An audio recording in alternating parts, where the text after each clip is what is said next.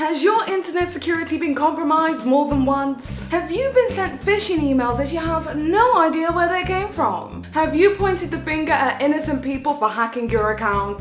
Is your name Aina? Well, don't I have the tool for you? Introducing Surfshark VPN. So let's say that you're an influencer who frequently travels the world and you want to secure your personal data whilst you're traveling to various hotels and using a public Wi-Fi. You definitely need to encrypt your data with a VPN. It's quite easy to crack into people's computers if they are connected to the same Wi-Fi network. So it's always better to be on the safe side and use a VPN so that nobody can steal your sensitive information, such as your banking details. Wink wink, nudge nudge, if you know what I mean. So let's say that you're an influencer who frequently travels the world and you want to find the best prices for your luxury holidays. Price discrimination is a widespread tactic of flight and ticket sales, hotel and apartment booking portals, as well as car rental providers. People from different countries and IP addresses get to see different prices. You might be surprised by how much you can save online on plane tickets or apartment bookings with a VPN. So let's say that you are an influencer who frequently travels the world, and you may want to censor people's opinions on your social media, but that doesn't mean that you want censored content when you travel to censored locations. Internet censorship is a huge pain in the ass, especially if you're going to places like China, Cuba, Iran, India, etc, etc. Google, Facebook, Instagram and YouTube and many other websites are blocked there. This is where the VPN comes in handy. You just need to change the country that you are connected to and that's it. You can access any website that you want and guess what? The government won't find out. So join Surfshark VPN and unlock your world but protect your sensitive data. Or alternatively you can blame a drama channel from Britain for your hacking. Whatever works. No, but seriously, I use VPN services all the time and companies such as Surfshark VPN are always my go-to.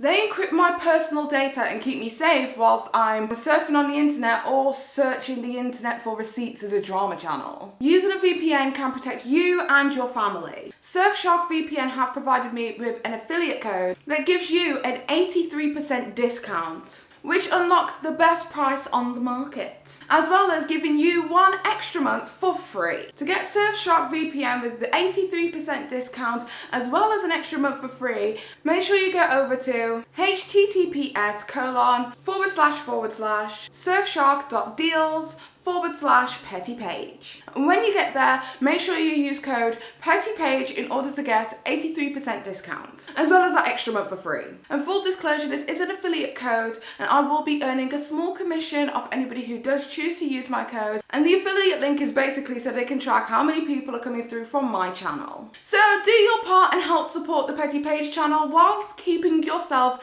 and your internet data encrypted and safe. With that being said, thank you so much to Surfshark VPN for sponsoring this video. It allows me to make the content that I really want to make and sprinkle my shade like I sprinkle sugar into my tea. With that being said, let's get straight into the tea.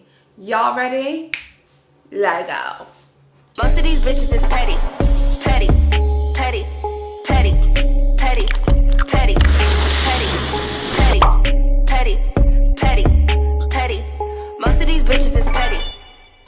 Bitch! Yes, it's your girl Petty Page back at it again with yet another video for you hoes. Can you believe that I got sponsored by a VPN company for this video? Honestly, you could not make this shit up. Honestly, I feel like this has come like full circle.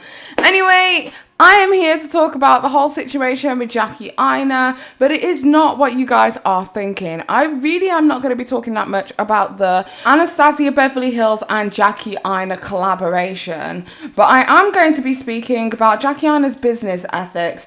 I'll be taking a deep dive into the whole situation that happened between her and Chi from Juvia'S place and some exclusive receipts and tea that I have got on that, and why I don't believe that she is a pro-black YouTuber. Yes, that's right, I've said it, and I know there's going to be a bunch of different comments in the comment section right now telling me to go kill myself, telling me that I'm a coon, telling me I'm this, telling me that I'm that, but as far as I'm concerned, at this point, after what happened last year, yes, it has been a whole ass year since I last spoke about Aina on my channel. But ever since that situation that happened last year in June, I have already pretty much had my baptism of fire. So literally nothing that the Jackie Aina stans can say to me right now is going to be, you know, hurtful. I don't think I'm going to cry about it. I hope not. Anyway, Petty the hacker is back at it again, so let's get straight into today's video. Okay, so the reason that I didn't speak about the whole Chi situation when it happened, I do believe it all went down on the 17th of June, and literally I gave birth like a couple of days later, so I was heavily pregnant, and it was definitely not on the top of my priorities list. However, my daughter is a month and a half old now, so now that she's had her launch and everything with Anastasia Beverly Hills, I kind of feel like now is the best time to speak about it. Basically, because anybody who has had any kind of disdain towards Jackie Aina or her collaboration in any way, be it based on her attitude or just based on not liking the product at all themselves, they are getting called racists by Jackie Aina's stans. And race baiting is a current theme throughout Jackie Aina's social media, so I'll be taking a look into all of that and telling you guys my opinion. Full disclosure right now before we even get started, if you guys are looking for a video that is going to be unbiased, it is not mine. Okay, she did some real up shit to me last year, and I am not letting that shit go. If you guys are like, oh, let that shit go, Paige, let it go. No, f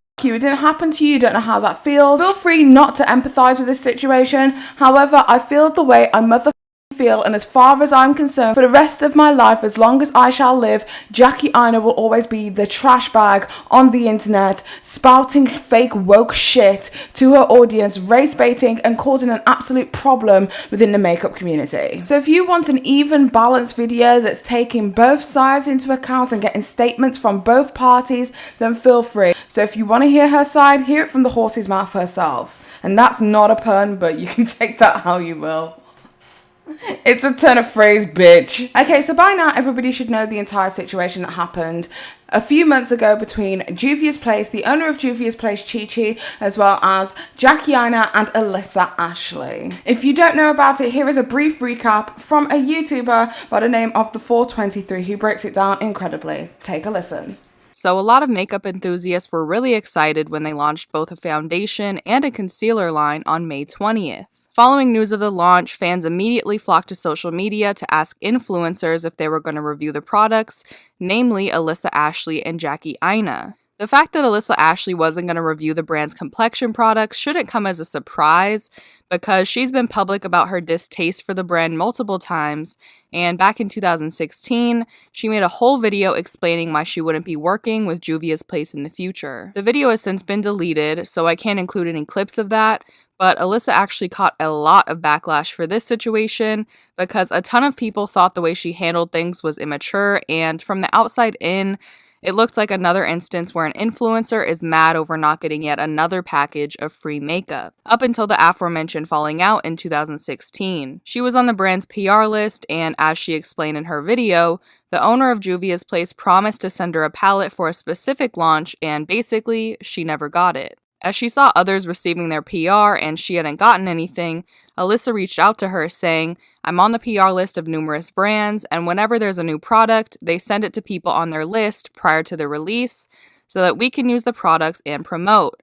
I've been trying to do that with you because I'm just trying to support a Black-owned business. So for you to tell me I need to stop when all I'm trying to do is be sent a palette to promote for you for free to help your sales is the biggest insult ever, because I've done nothing but support you. I was working with you and using your things before you guys started receiving all of this popularity, so how can you be like this towards someone who's done nothing but support your brand?"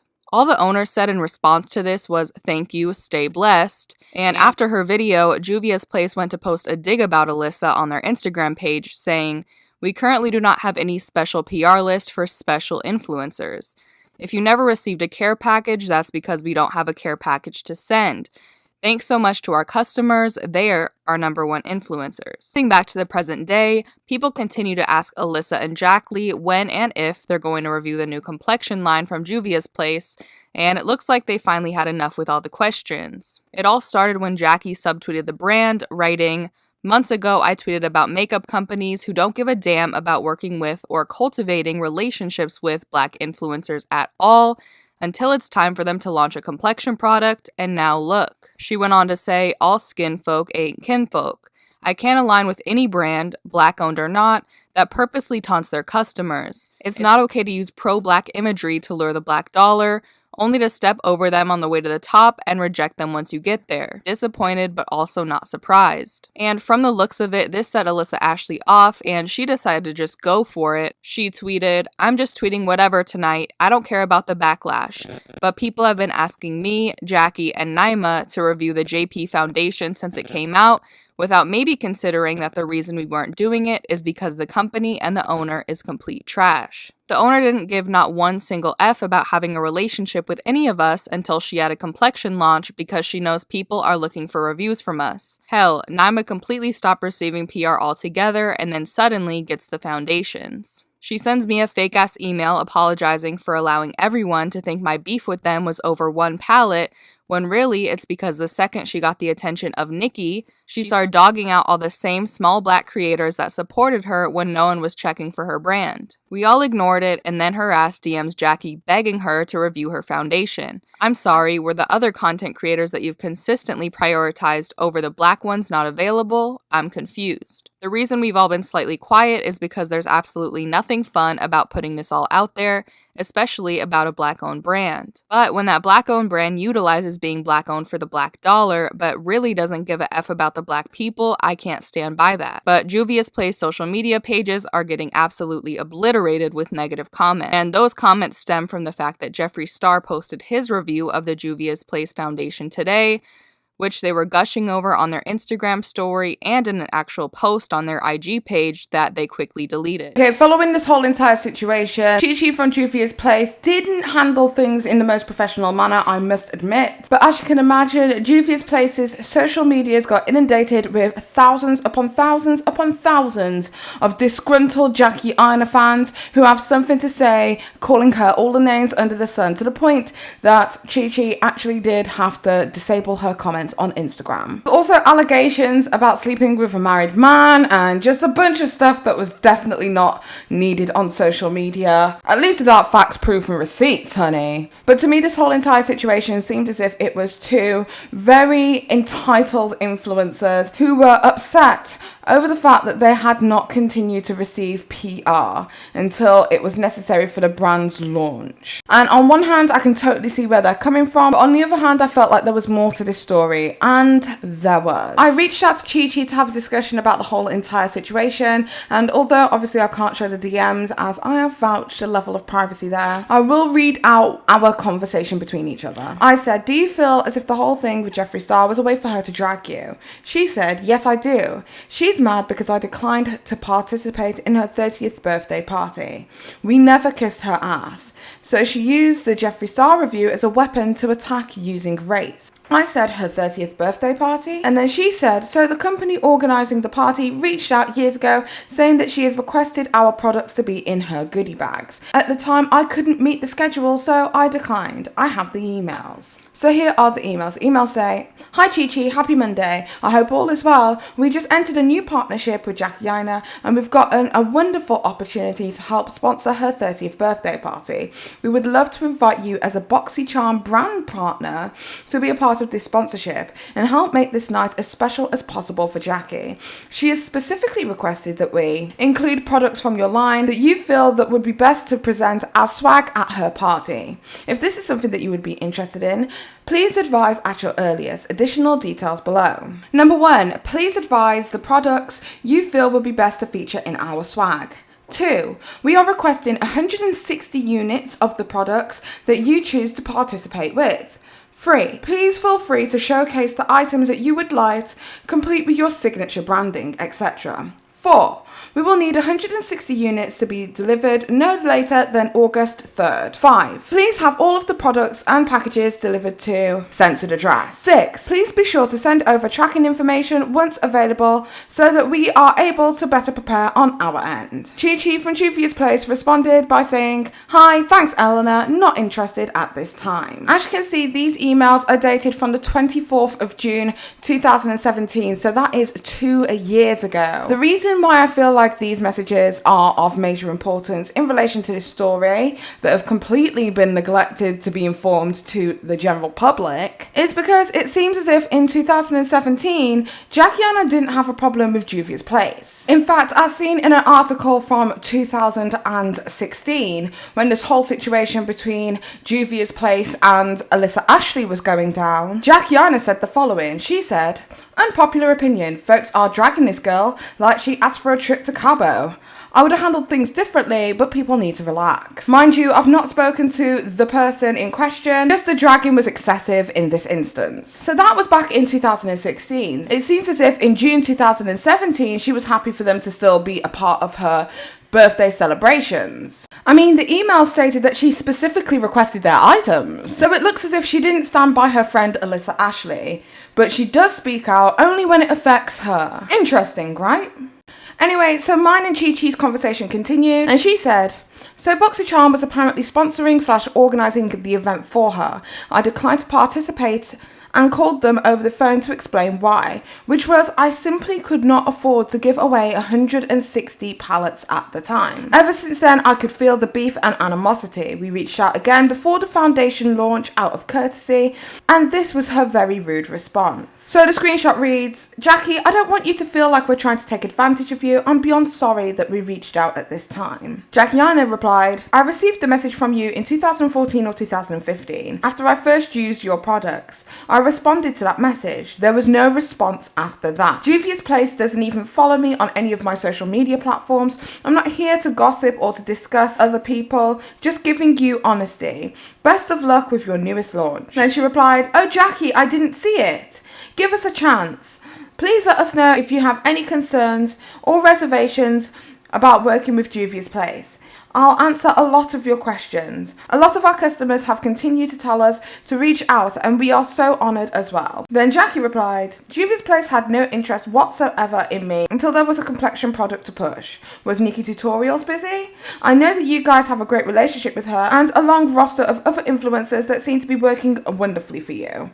Where's the sudden interest in working with me coming from? Question mark." Okay, so let's quickly dissect that entire situation that went down. So according to Chi-Chi, basically they wanted 160 units from her. This would have been in August of 2017. The brand at that point would have been just under 2 years old. So the brand were doing okay, but they weren't doing amazingly. Let's also put into perspective the fact that Aina's birthday party was a private event. So although BoxyCharm were providing swag, was the swag going to be used by influencers, and would that mean that Juvia'S place would gain more exposure? The answer to this question is an obvious no. If you look over Aina's 30th birthday party celebration video, you'll see that the majority of people who actually attended weren't influencers. The majority of the people who attended were just friends and family, etc, etc. And personally speaking, I think it's a lot to expect for an independent brand to give up 160 units of their product to non-influential guests at a party for barely any social media exposure. I mean, the BoxyCharm swag bags weren't even included in her video, meaning that she didn't even promote the swag bags on her main channel. She probably promoted it on her Instagram or her Snapchat at best. The second part of this conversation that I find quite interesting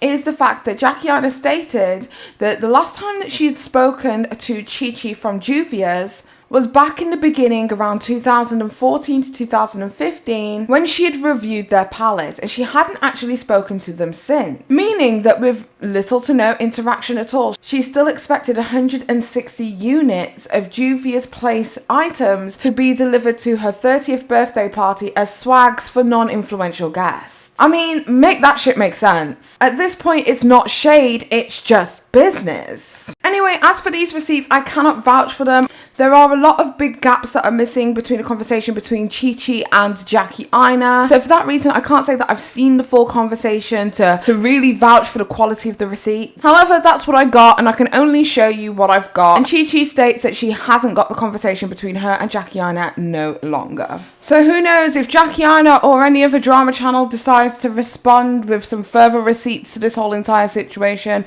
maybe we'll get some more information. But at this point, this is all we have. Now, I know you guys are thinking to yourself, why are you bringing this up in the middle of Jackie Aina's new launch with Anastasia Beverly Hills? You hating ass bitch. All you want is for her to fail so that you can succeed, you raggedy ass hoe. Well, I felt as if it was important to speak about Jackie Aina's business practices, because I always feel as if she only speaks on certain situations when it affects her and when it affects her bag. For instance, everybody remembers what happened last year with Gerard Blandino. He had some kind of birthday cake, if I'm correct, that said rich lives matter. Basically, a lot of people felt like this was taking a mockery out of the Black Lives Matter movement.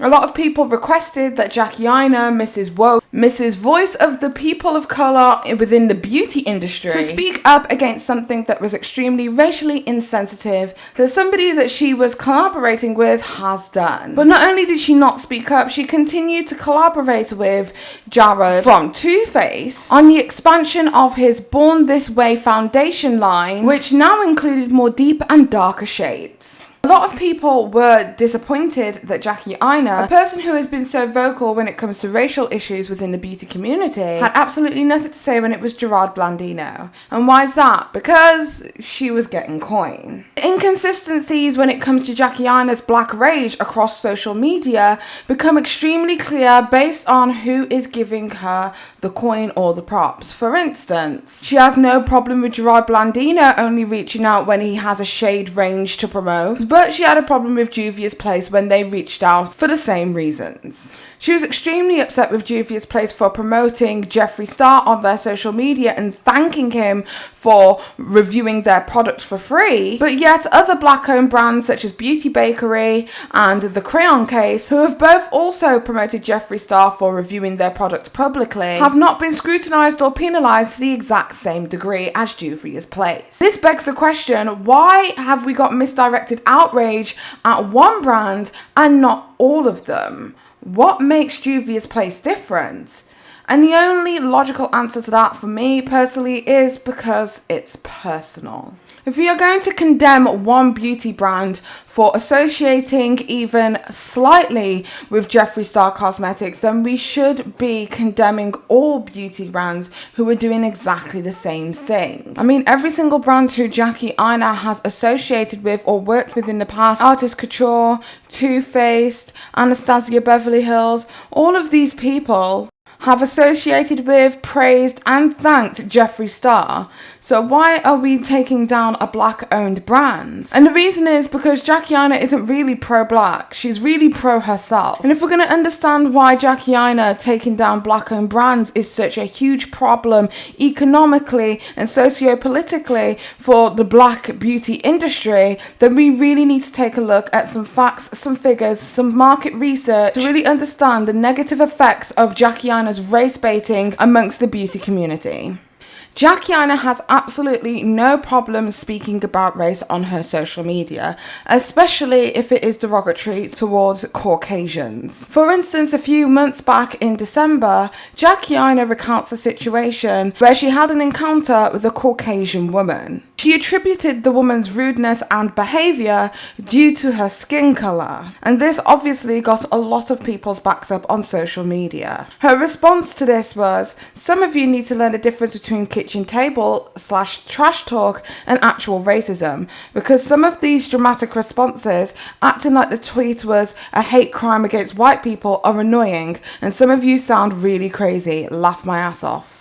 Okay, I'm going to do like a massive myth buster right now, but you can be racist when you are black. I know, I'm going to say that one more time. You can be racist when you are black. But the difference is that the negative implications of racism are not felt by people who are Caucasian, because they are the people who are in power at present. I'm speaking specifically about Western society only. So you can be racist as a black person to a white person, but they are not going to suffer the socio-political effects of that racism. They're not going to be denied jobs, they're not going to be denied housing, they're not going to be treated differently in the judicial system, not going to suffer economically. They are not going to be discriminated against within that same manner. But it doesn't mean that it doesn't exist. You can still be racist as a black person to a non-black person. In fact, this clip from Orange Orange is the New Black explains it perfectly. It's casual racism, not formal. There's a difference. What's the difference between the racisms? Capital R racism implies that the racist assumes racial superiority or performs deliberate acts of discrimination. Casual racism is about negative prejudice or racial stereotypes concerning race and is most often unintentionally offensive. They both have negative impact, but casual racism makes me laugh, so I indulge. This brings me round to my next point, which is about financial spend within the beauty community to black-owned brands. Now, Juvia'S claims as if she is a person who is an advocate for black-owned brands, as well as an advocate for shade range diversity within makeup brands. And she's done tremendous things. I will definitely not take that away from her for being one of the pioneers behind getting all of these companies to make changes with regards to shade inclusivity within the makeup community. Now, the only statistics and market research that I was able to find on this whole entire situation is to do with the black spend within the US and for African Americans. So I do apologize that it isn't an overview of all black people within Western society. However, I'm doing the best with what I got. Okay, so in the report of the Black Dollars Matter, Sales and the Impact by Black Consumers, it states that whilst African Americans make up just 14% of the population in America, they are responsible for the sum of 1.2 trillion in purchases annually. In some cases, the black consumers make up over 50% of overall spending. And the one place that the black dollar dominates is the ethnic hair and beauty aids category. And that's not all. Apparently, according to Nielsen, black women in particular spend an estimated 7.5 billion annually on beauty products, shelling out more than 80% more on cosmetics and twice as much on skincare as their non-black counterparts. Cheryl Gray, Senior Vice President of US Strategic Community Alliances and Consumer Engagement, states, "Our research shows that black consumer choices have a cool factor that has created a halo effect, influencing not just consumers of colour, but also mainstream as well." Meaning that we as black people have the most influence over the beauty community and the beauty community trend as a whole. That's some serious shit. However, as nice as these facts and figures may sound, as soon as money enters the black community, it leaves just as fast.